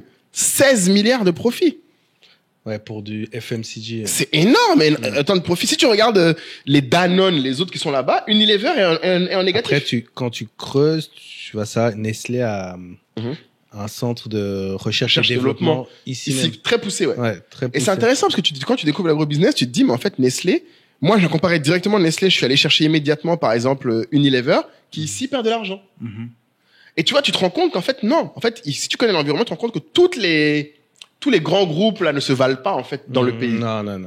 Ça, moi, je le sens, au niveau des budgets marketing. Au niveau des budgets marketing, c'est pas la même chose. Tu signes avec un tel, tu te dis, ah ouais, mais c'est eux qui ont fait la campagne où ils ont envoyé le gars sur Mars. Ah! Mais, pour Abidjan, ils ont pas le même Ils ont pas le même budget parce que la réalité de l'opérateur tu ici, vois, le DG ici est pas la même. À Lagos, ils ont travaillé avec Davido, c'est qu'ils ont du budget. Non. Ah, sérieux, oui, c'est vrai que ça aussi c'est dangereux. Parce que ça se trouve, dans un pays, ils explosent, dans l'autre, c'est pas la teuf, hein. En tout cas, je sais pas si le magazine est en dispo. Je pense que vous pouvez aussi l'acheter en ligne, mais ce qu'on va faire, PDF. tu peux l'acheter en ligne en version PDF, on vous le Mais recommande. si vous rejoignez la tribu. Voilà. Vous pouvez avoir accès. Donc ça, on vous le dit. C'est un autre épisode pour la tribu, parce qu'en fait, dans tous les programmes qu'on fait, il y est, et on peut vraiment le recommander à tout le monde, que c'est vraiment énormément de choses. On l'achète pour vous, quoi. Ouais, franchement, et on achète Après, il y a des top 10 USA. Voilà. Donc moi, tu vois, quand j'ai cliqué les gens que je connaissais, Sokocé, Air Côte d'Ivoire, c'est moi, CI m'a beaucoup surpris. Comment ça, Sokocé? Sokocé est là? Mais non, mais Sokocé fait partie de... Tu m'as surpris? Que ce soit aussi haut. Mais Sokocé n'est pas dans Prosuma? Si, mais ça, c'est pareil, Prosuma est là. C'est des boîtes différentes. Non, mais Sokocé seul ne peut pas être... Non. Sokocé seul, Sokocé CI seul est 38e. D'ailleurs, j'ai remarqué qu'il y a Sokocé... Non, c'est qu'il y a un truc. Pourquoi? Mais c'est un centre commercial. Non. Toi, tu parles du centre Enfin, commercial. des différents... Des différents Sococé. Il y a C'est-à-dire, même tu rajoutes Socoprix, tous, Socofrais. Socofrais, tout est dedans. Mais 38. 38, mec. Non, C'est élevé, hein. 150 milliards, frère. T'as même Sococé, attention. Ah, mais ils fournissent aussi les restaurants. Ben oui. Et t'as Sococé, même hors, t'as Sococé province, j'ai vu à un moment. Sococé, il y a Sococé central et après il y a une société Sococé hors Abidjan, je crois. Sococé intérieur. Les dirigeants des boîtes là nous écoutent, ils vont dire, mais qu'est-ce qu'ils racontent? Bon, nous savons bien évidemment que nous avons une information forcément hors contexte. Mais voilà, Sococé intérieur, tu vois, elle est en violet chez moi. C'est les filiales que j'ai trouvées intéressantes. Sococé intérieur fait 28 milliards à eux tout seuls.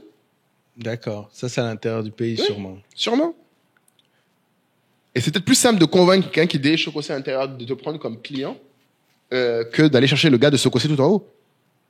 Tu vois, Marx. Et donc, du coup, c'est ce que j'ai fait. On Moi, répète, hein, si vous connaissez, parce qu'on a essayé de les contacter. Ouais. Les gens qui travaillent. Je leur ai écrit, hein, déjà. Nous, on aimerait vraiment essayer de faire plus de choses avec eux, parce que franchement, c'est un travail titanesque. C'est un gros travail. Et écoutez, si d'autres groupes nous écoutent, je dis ça, je dis rien, mais si vous avez des besoins, vous avez des contenus comme ça qui sont passionnants, besoin d'être interprétés et poussés. On cherche des sponsors. Et voilà. Après, forcément, tu sais, Kaï, moi, j'étais obligé de regarder un peu aussi mes gens. Parce que je vois, par exemple, Jumia Côte d'Ivoire est là. Combien? 269e. 23 milliards de CA, une perte de 10 milliards. Voilà. Je m'y attire le coup. Vous êtes toujours Mais là. Wave aussi est là, hein. Wave est là, Wave, Orange c'est est là. Mes pertes. Non, mais Orange Money. Non, mais Orange. Orange. Non, mais je veux dire, dans une société technologique, on a bien le droit de regarder si on est là, wesh, tranquille, frère. Non, mais Orange est numéro 3. Mais Orange Ok, Money est à télécom. part. Oui, parce qu'ils viennent de sortir. séparer, oui. Mais c'était intéressant, du coup, parce que Là, je c'est de pense quelle année, d'ailleurs? 2023. C'est sur les chiffres 2023. Ok. C'est ce qu'ils nous ont dit. Donc, non, c'est intéressant quand même. Ce que je veux dire, c'est que même quand tu es dans la tech, il y a plein de choses à apprendre de ce truc-là, en fait. Si tu ne regardes pas, tu ne peux pas comprendre, en fait, aussi les échelles. Tu vois. Ouais, mais Uniwax, on nous avait dit que c'est... Bah, c'est bien négatif, hein. C'est un peu chaud sur eux, hein, je vais pas mentir. C'est très tendu, Uniwax. Alors moi, une des boîtes qui m'a beaucoup fait rire, qui m'a marqué, et juste si on peut conclure là-dessus, c'est, parce qu'en ce moment, c'est un peu mes sujets, malheureusement, la Polyclinique Farah. 314e, frère. Waouh. La Polyclinique Farah, que tous ceux qui gens connaissent, fait 20 milliards de chiffre d'affaires. Pour vous donner un ordre d'idée, Polyclinique Farah fait plus de chiffre d'affaires que Orca. Polyclinique Farah fait plus de chiffre d'affaires que le groupe Adoa, de promotion immobilière. Ah ouais. Ils font plus de chiffre d'affaires que la société du pont du HKB. Et ils font plus de chiffre d'affaires que la G4S, la société de sécurité. Ou Bouygues en Afrique de l'Ouest. Juste la pharmacie, la polyclinique. Donc c'est pour dire que tous les domaines peuvent se trouver. Là, moi j'ai regardé un peu le focus santé, mais si vous aimez la santé, la pharmacie, il y a sûrement des choses à apprendre là-dedans. Pareil, sur qui est gros, qui fait quoi. Orca, je savais pas qu'il faisait autant de chiffres, c'était quand même intéressant, ça m'a surpris. Combien? 20 milliards. Non, je veux dire quel rang? Orca est 376e. 316e. Ouais, je suis vraiment surpris. Ouais. Tu vois, hein? Ils font des promos tous les jours. Hein. Ah ben, mon ami, c'est parce que les prix qu'ils mettent sont déjà bien hauts. Après, il faut promo, mais... Orca Déco, ouais, je suis surpris. Faut aller voir, ils ont Après, peut-être un en peu de même budget temps, pub. en même temps, l'immobilier est Ouais. tellement... Mais moi, c'est Adoa qui m'a un peu déçu. Les Que 19 gens- milliards, j'ai fait, putain, je pensais que c'était plus. Hein. Waouh, mais attends... 20 milliards... 200. Ericsson aussi est là. Non, en fait, vraiment, tu peux faire des heures là-dessus et ne pas finir. Donc, chiant pour arriver dans le top 500, quoi. Ah, gars, j'espère au moins une fois dans ma vie, hein, vraiment. C'est pas mauvais. Franchement, mais dans tous les cas, comme j'ai dit en plus, ce qui, moi, encore plus, vraiment, je pense, m'a marqué, c'est quand tu te dis, être dans le top 500 en Côte d'Ivoire veut dire que tu es dans le top 1% dans le monde. Oui. Bah, En fait, c'est quand même quelque chose de significatif dans le sens où c'est un objectif. Comme j'aime dire, moi, j'aime être parmi les meilleurs. Là, c'est vraiment le symbole du meilleur qui a du sens. C'est pas juste meilleur dans ton petit coin. C'est parmi les meilleurs aussi au niveau mondial en termes de boîtes respectables. Tu vois, par exemple, il y a aussi une autre boîte qui m'a surpris, moi, qui m'a beaucoup fait rire. À Constant. Et dans les 500 11 milliards de chiffre Ah d'affaires. ouais, Petit bijou, là, que tu vois, là. Ça vend bien, hein? Pour ceux qui connaissent pas, bijouterie. Bijouterie à Constant, là, si vous aimez un peu le retail, allez les voir, hein. Moi, je dis ça, je dis rien. J'ai cherché avec Torche Zino, mais je vais rechercher bien parce que je pense que peut-être qu'ils ont un autre nom. Je n'ai pas trouvé encore, mais je trouverai tôt ou tard, t'inquiète pas. Et j'ai vu Servère Abidjan, qui pour beaucoup de gens, c'est juste le catering dans les aéroports. Burger King. Mais ils ont Burger King. Comme je leur donne beaucoup d'argent, tu sais, j'essaie toujours de me renseigner sur peut-être qu'ils vont aller en bourse un jour, faut que je sois positionné pour être là. Mais en tout cas, voilà. Mais ils sont aussi dans le groupe Air France, non? Exactement, c'est très ça. bien, tu vois. Ouais. Mais tu vois, ça, je pense que c'est exactement le genre de logique que les gens n'ont pas forcément intégré. Ah oui. Que Burger King en Côte d'Ivoire, partie du groupe Air C'est France. Servère qui fait aussi les plateaux repas dans Les plateaux repas, ouais. Et c'est eux qui, par exemple, beaucoup d'entrepreneurs en Côte d'Ivoire, leur rêve, c'est de les avoir comme clients. Parce qu'après, t'es dans tous les avions. Pour la bouffe. Mais c'est très smart pour eux de... Enfin, quand j'avais vu que c'est eux qui dirigeaient Burger King, puisque finalement, Burger King importe beaucoup. Oui. Eux, ils ont le filon justement du transport. Ouais. Et l'expertise food. Donc, c'est un win-win. Ouais. Et ça leur permet de se diversifier. Ça fera que si jamais demain, par exemple, là, quand le Covid arrive, il y a les problèmes avec les avions, ils ont encore des revenus avec leurs activités en restauration locale. Donc, ce qui est encore plus intéressant d'un point de vue business pour moi, c'est comme tu dis, les logiques de stratégie. Comment tu te diversifies de façon intéressante. C'est ça. Et ça, c'est super intéressant. Par exemple, tu vois, C'est moi chocolat. Il y a beaucoup C'est moi dedans. J'étais surpris parce que je pensais pas qu'ils faisaient autant d'argent. Parce que je savais que le cacao, t'as beaucoup de boîtes de cacao, c'est sûr. Mais eux, ils sont les seuls qui ont investi pour faire une usine en Côte d'Ivoire. 8 millions d'euros. Ils ont fait, je crois, il y a 2 ans, 230 millions d'euros de chiffre d'affaires. Donc, c'est quand même pas dégueulasse. Mais ils disent, un truc que j'ai trouvé passionnant, c'est ils disent que en Côte d'Ivoire, les gens consomment en moyenne. Ils ont un problème de consommation pour faire augmenter leur vente parce qu'ils produisent, ils doivent exporter parce que en Côte d'Ivoire, on consomme en moyenne que 150 grammes de chocolat par an. Même pas une barre. On en avait parlé avec Axel Emmanuel. Avec Axel Emmanuel. Alors que tu sais qu'à côté, il paraît que les Sénégalais et les Camerounais consomment 1 kilo par an. De chocolat. Oui. Ce qui me surprend, je sais pas pourquoi les Sénégalais mangent plus de chocolat que les Ivoiriens, mais écoute, why not, hein? Et tu vois, c'est ce que j'aime bien dans le business, c'est que ça t'amène à comprendre les cultures et les habitudes de chacun. Les gens pensent que c'est que t'intéresses à l'argent, non. C'est moi, je les avais vus très haut dans le classement, parce que c'était un classement comme ça aussi que fait le magazine ivoirien qui s'appelle Stratmark. Ah! Qui fait le classement des dépenses publicitaires. Ah, ils sont hauts. Ouais, ils sont hauts. Tu vois, moi, je les connaissais pas, tu vois. Après, pour conclure, il y a un truc, moi, qui m'a éclaté quand même dans le classement, je sais pas toi surtout, mais à partir des 200e, tu as beaucoup de noms de sociétés qui sont des noms de personnes. Ou c'est des boîtes. C'est sûr que ces boîtes-là. Ça a été créé par des entrepreneurs individuels. Entreprise Bogonkou, Mahamadou et fils. Et ça, c'est des trucs qui m'éclatent, moi. Ça, c'est là où tu sais qu'on reste en Afrique. Et que ces gens-là font des milliards, tu vois. Et ces gens-là, bon, je pense qu'on peut toujours se gratter pour les avoir dans le podcast, mais on va essayer. Parce que moi, ça m'intrigue. Il y a des gens qui nous écoutent, qui les connaissent. Oui, mais ça qui est terrible. Des noms. En plus, ça me fait toujours rire parce que tu vois le nom. Nos mails sont faciles à trouver, vraiment. Venez, nous, on veut parler sur là parce que, en fait, je trouve que c'est des histoires. En fait, quand les gens disent il faut des histoires africaines, je suis sûr qu'en fait, c'est derrière ces boîtes-là. Regarde, ETS, Kouma et frères. Tu vois, toutes ces boîtes-là. Société Al-Jawad. Tu vois, toutes ces boîtes-là, c'est d'avoir des parcours entrepreneuriels, établissements, Soukpa, Follow et frères. Mais regarde, c'est difficile à analyser parce que je vois qu'en 346, tu retrouves encore chez les Vivo. Oui, parce que c'est des groupes. Ils ont splitté, ouais. Ils ont splitté, donc ils ont lubrifiant à côté. Ouais. Donc tu vois, Société Keynes, tu vois toutes ces boîtes-là. Donc ça, c'est notre appel final.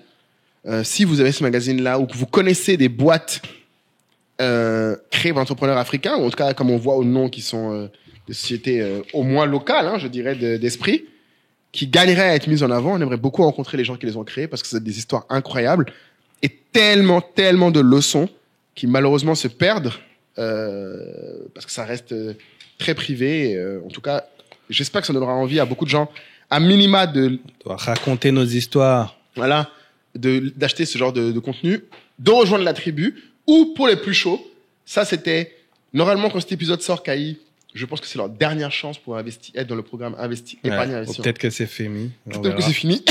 Mais en tout cas, donc dépêchez-vous. Regardez le lien. Regardez le lien parce qu'on va faire le même exercice, mais cette fois pour les entreprises cotées. Et voilà. Et ce sera que pour les gens dans le programme. Voilà. Avec qui on va passer à l'action et investir ensemble. Ah oui, mais je vais pas parler de Sucre Ivoire. Par exemple, t'as vu Sucre Ivoire, ils sont dedans. Le projet, là. Ouais, parce qu'il y a beaucoup de pubs dans Abidjan aujourd'hui, si vous vous baladez sur un emprunt obligataire par une société qui s'appelle Sucre Ivoire, qui aussi... 8,5%, qui est un super retour, en plus des obligations convertibles en actions. Donc ça peut être fort sympathique. Ce qu'il faut savoir, c'est que Sucre Ivoire, quand tu regardes les chiffres, ils ont quand même une belle perte cette année. Mais comme Sania, ils font partie du groupe Sifka. Donc l'emprunt est garanti par le groupe. Donc, ce qui donne une certaine solidité. Après, est-ce que vous avez envie de juste faire un retour sur du sucre ou est-ce que vous voulez faire sur plutôt de l'électrification ou sur du financement des femmes comme EcoBank? Plusieurs programmes. Il y a plusieurs programmes. Donc ça, c'est aussi une chose dont on n'a pas parlé. Merci à Brice qui m'envoie maintenant plein de WhatsApp. T'as vu là? Mais il faut qu'on fasse le groupe là, il est temps. Dès qu'on sera dans le groupe, là, on peut déjà ajouter ceux on peut y aller. qui se sont inscrits. On peut y aller. Hein. Moi, je pense qu'on va le faire. Là, dans tous les cas, quand cette sort, ce sera dedans. Et écoutez, si vous avez loupé la première cohorte, tant pis pour vous, votre argent dort, vous dormez. Comme disent les Camerounais, tu dors la carte. Nous, on passe à l'action. OK? Attends, j'ai juste encore un petit... Vas-y, qu'est-ce que tu fais, Marie? C'est Canal Plus Côte d'Ivoire. Ah! Canal Plus Côte d'Ivoire qui est dans le classement TIC Télécom est 4e. OK. Tu vois, 160 milliards. Ouais. Et en fait, ça me frappe parce que Canal Plus, c'est en France... C'est une entreprise qui perd du terrain, qui a perdu du terrain sur les 20 dernières années, mais qui se refait en fait essentiellement par son marché international, son marché overseas, et donc, comme ils appellent. Afrique. Et il faut savoir que la Côte d'Ivoire c'est le plus gros marché de Canal+ en Afrique, tu vois, en particulier. Mais après ils ont aussi beaucoup de, enfin ils ont des trucs en Europe de l'Est, ce genre de choses. Mais en fait c'est très frappant. Enfin, il faut aussi que les gens se rendent compte que le consommateur africain, il a dans certains domaines une énorme valeur. Oui, c'est les plus gros pour d'autres. Hein. Tu as une très grosse concurrence en France avec la TNT. Et avec Netflix et tout. Avec Netflix. Alors que voilà, en Côte d'Ivoire et en Afrique, Canal+. Mais c'est pas que les clients, parce que si mes souvenirs sont bons, je sais pas si tu pourras me corriger, mais je crois que j'avais vu une étude publicitaire là, parce que j'avais regardé un peu, je crois que c'est Live TV qui en avait parlé en disant que Canal+ phagocyte genre 60% des dépenses publicitaires télé en Côte d'Ivoire. Ah oui, bon, ça tu rentres, attention, parce que tu rentres dans un domaine protégé. Non, il y a une guéguerre. Ouais, dans ces sujets-là. Donc voilà. La RTI. Avec les médias, l'audiomat, les trucs, ouais. Voilà. En tout cas, je sais que en fait, c'est pour dire, comme tu as dit, il y a quand même des vrais sujets derrière.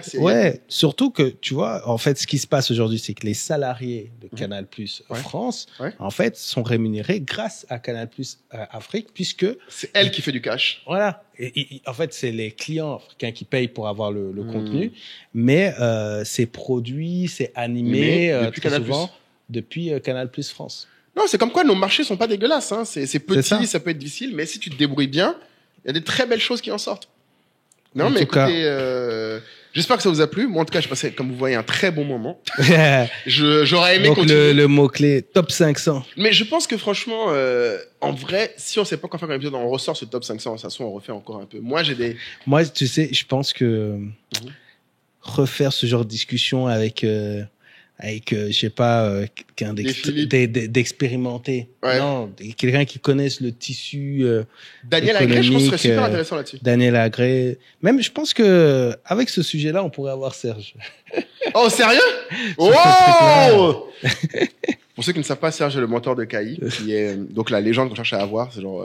Moi, j'ai abandonné, mais non, Moulay continue. T'as abandonné Kai? Non, j'ai pas abandonné, mais Moulay continue. Ah, le combat, parce que là, il faut qu'on ait Serge. Trop de leçons à partager.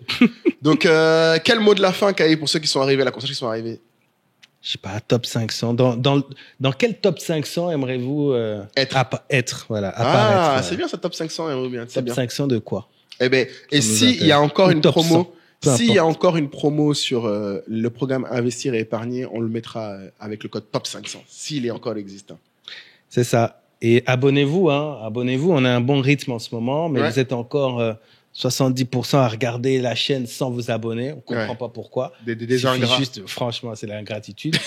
Si on fait 100 000 abonnés avant la fin de l'année, c'est le minimum. Et là, je pense qu'avec 100 000 abonnés, on peut commencer à avoir ces gens-là. Ouais. Moi, je veux les avoir. Donc, s'il vous plaît, aidez-nous.